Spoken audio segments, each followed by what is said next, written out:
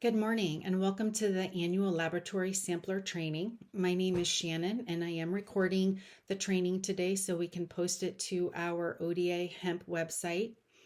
Please put your name and lab affiliation in the chat. If you're watching the recording, email me and let me know you watched the training. Lab sampler names and their associated labs will be added to the list of 2025 approved lab samplers. This training does satisfy the requirement and rule that all lab staff conducting sampling complete annual training with the department. The hemp program regulates the hemp industry using Oregon Administrative Rule 603-048. It's also important to note that we also refer to the Oregon Liquor and Cannabis Commission and Oregon Health Authority rules within our rules, especially regarding testing.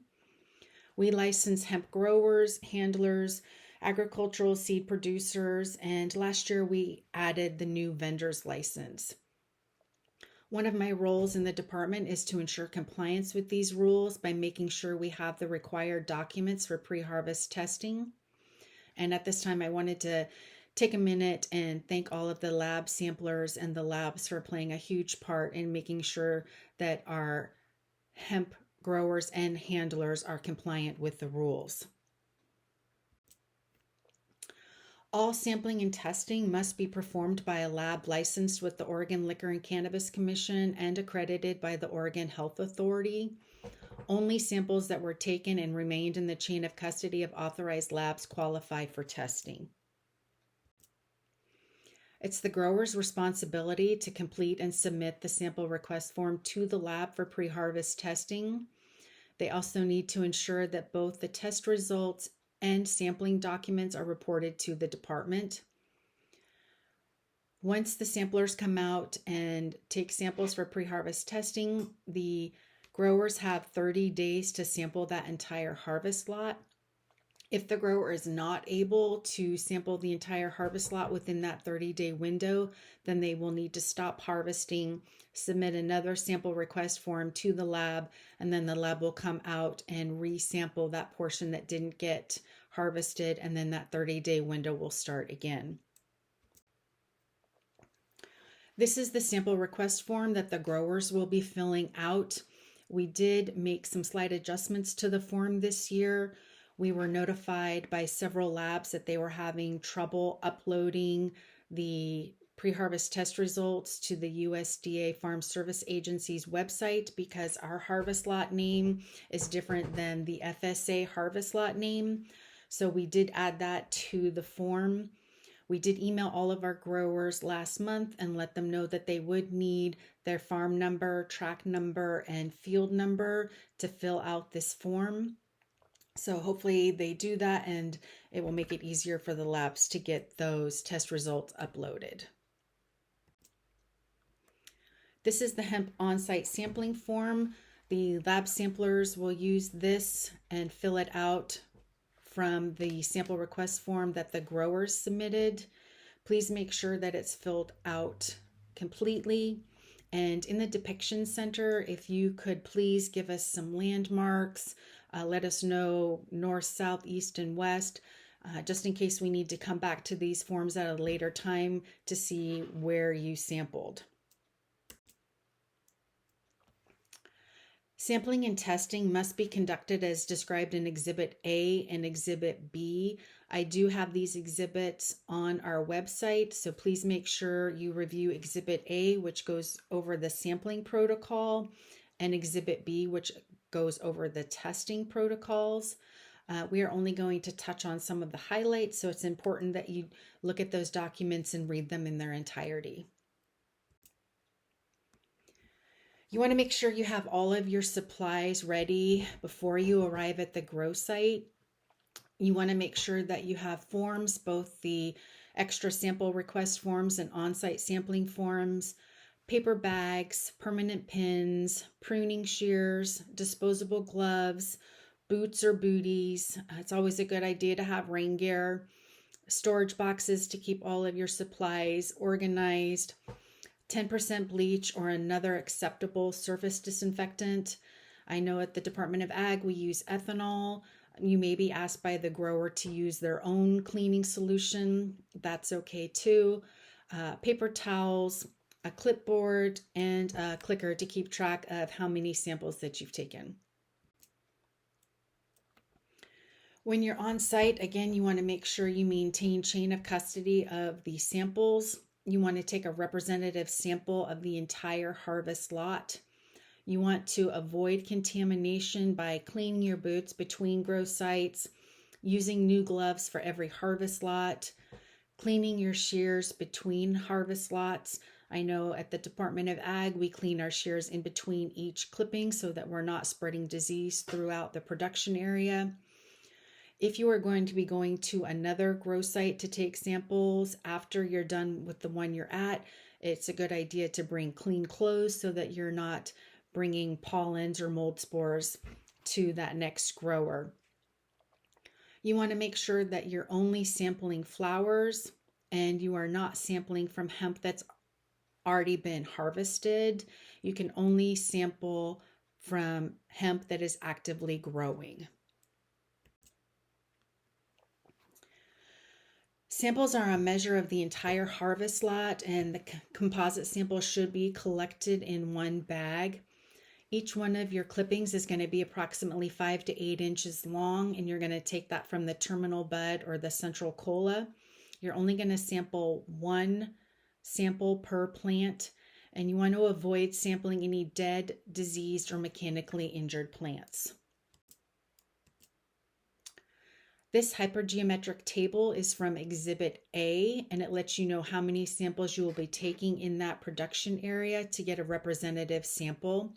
I do recommend you keep a copy of this handy with your sampling supplies. So, for example, if you go to a grow site and they're having you sample within a greenhouse and you count that there's only 10 plants in that greenhouse, if you look over on the hypergeometric table, you will be sampling all 10 of those plants. If you go to a grow site and they have a 1/4 acre field and there's roughly 100 plants in that field, looking at this table, you're going to be sampling 25 plants. The most that you'll ever be taking at any grow site will be 29 plants per harvest lot. At this time, I just want to go over the difference between a contiguous and a non-contiguous production area because this comes up a couple times throughout the year. So a harvest lot is the same variety or strain and that's going to be harvested in a distinct time frame that's grown in a contiguous production area. In the picture that we have here, each one of these hoop houses would be considered a separate production area. So even if the grower is growing the same strain of hemp in all of these hoop houses, you may not take samples from these hoop houses and combine them into one composite sample. Each one of these hoop houses would be its own separate harvest lot. With fields, if you have a field where there's a drainage ditch that's running through the field and it divides it in two, those would be two distinct harvest lots. You cannot combine those samples. If you ever have a question, please feel free to call the department and we can go over the production areas with you and make sure that you're sampling contiguous production areas. These are the 2 approved sawtooth patterns that are listed in Exhibit A. You have the M pattern on the left and the Z pattern on the right. You may deviate slightly from these patterns, but you must still take a representative sample of the entire harvest lot. The yellow dots indicate where the samples were taken, and this information must be on the on-site sampling form in the depiction, letting us know which sawtooth pattern you used and roughly where you took your samples. When you arrive on site, you must be met by a grower, a farm manager, or any other designated site representative. When you get there, you want to review the sample request form with them and verify that you're only testing one strain of hemp. If there are multiple strains of hemp, you want to make sure that they're clearly identified so that you're not combining strains within a sample, because then the sample is no longer valid. You're going to want to survey the site, use that hypergeometric table to determine the number of samples that you're going to be taking, determine which sawtooth pattern is most appropriate for that harvest lot, and make sure that it's contiguous. Once you've done all of that, you can start filling out your on-site sampling form. And again, if you ever have any questions, please call the main hemp number at 503-986-4652 to get clarification, and we would be more than happy to help you out. Once you've taken your composite sample, you're going to put all of the samples into one bag and seal it up. You're going to record the production area name, the harvest lot name, date of sampling, your signature, and the grower or business name. And again, I just want to reiterate that you must maintain custody and sample integrity during transport back to the testing laboratory. This is the pre-harvest THC report. We did change this up a little bit from previous years. If a grower has requested sampling and you've only gone out there once, you would click the first test box. If a grower has failed a pre-harvest test and they have asked you, the lab, to retest your file sample, then you would click the second test of lab's file sample box. If a grower has failed pre-harvest testing and they asked you to retest the file sample and that test comes back as negative, then it will need to go to a second lab for confirmation testing. So if you're the lab doing the confirmation testing, you would click the third test confirmation box. If a grower fails pre-harvest testing and they request that you come back out and resample their harvest lot and test it, then you would click the resample button. There are two ways to report pre-harvest test results to the department. Our preferred way is online using the web submissions portal. If you need the web submissions portal information, please feel free to email me after today's presentation and I will get you the link for that. It's important that when you are filling out that information that you attach the sample request form that was submitted by the grower and the on-site sampling form that was filled out by your lab sampler. You're going to save a PDF version of the pre-harvest test results and then send that test report and the on-site sampling form and the sample request form to the grower. If you don't have access to the web submissions portal, you can email the sample request, on-site sampling, and pre-harvest THC report forms to the department at hemptestreports@oda.oregon.gov. And again, you want to make sure you send a copy of all three of those forms to the grower. If a grower fails a pre-harvest test, the lab must report those failed harvest test results to the department and to the grower electronically within 24 hours. And you would do that at the hemptestreports@oda.oregon.gov email.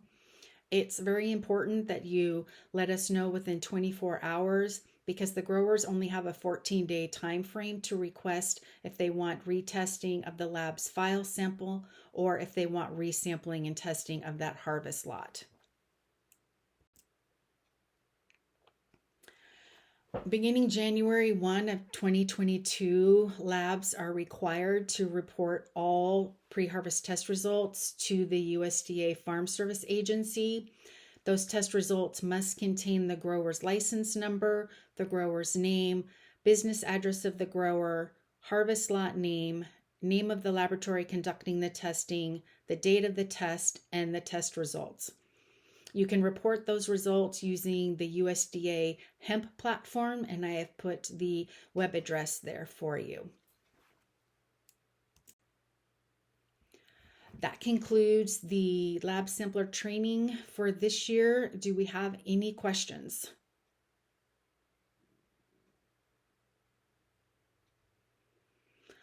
Okay, I've put my name, my direct phone number, my email address, and that hemp test reports email address on this slide. Please feel free to contact me if you think of a question later. But we thank you for attending today's training, and I wish you a great rest of the day. Thank you.